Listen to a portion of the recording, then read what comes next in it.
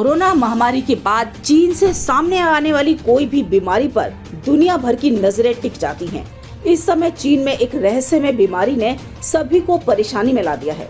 सांस से संबंधित इस निमोनिया बीमारी से बड़ी संख्या में बच्चे प्रभावित हो रहे हैं। भारत सरकार भी इस बीमारी पर करीब से नजर बनाए हुए है।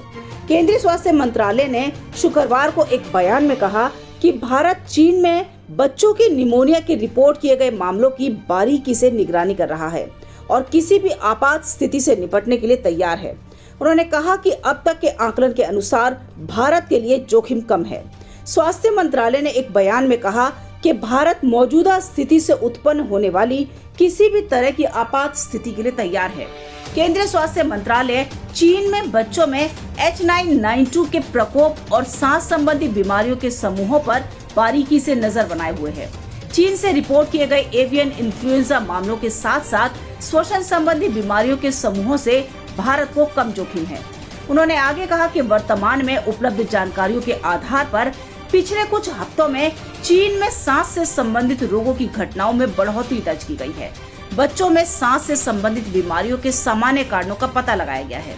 मामले से परिचित लोगों के अनुसार हाल ही में स्वास्थ्य मंत्रालय की तकनीकी शाखा स्वास्थ्य सेवा महानिदेशालय की अध्यक्षता में एक बैठक आयोजित की गई थी, जिसमें देश में एवियन इन्फ्लुएंजा के मामलों के खिलाफ तैयारी के उपायों पर चर्चा की गई थी।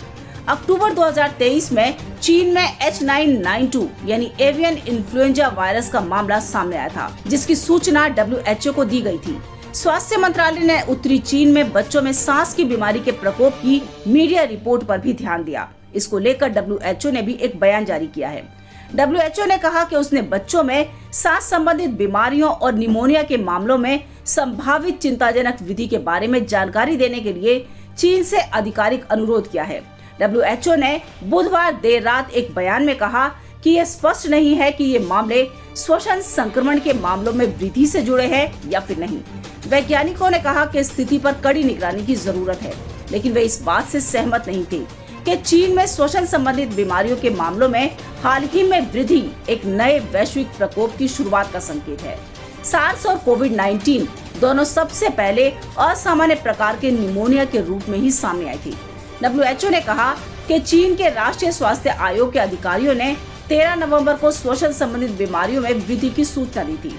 उसने कहा कि आयोग के अधिकारियों ने कहा था कि श्वसन संबंधित बीमारियों के मामले इसलिए बढ़ रहे हैं क्योंकि कोविड-19 लॉकडाउन से संबंधित पाबंदियां हटाई गई हैं।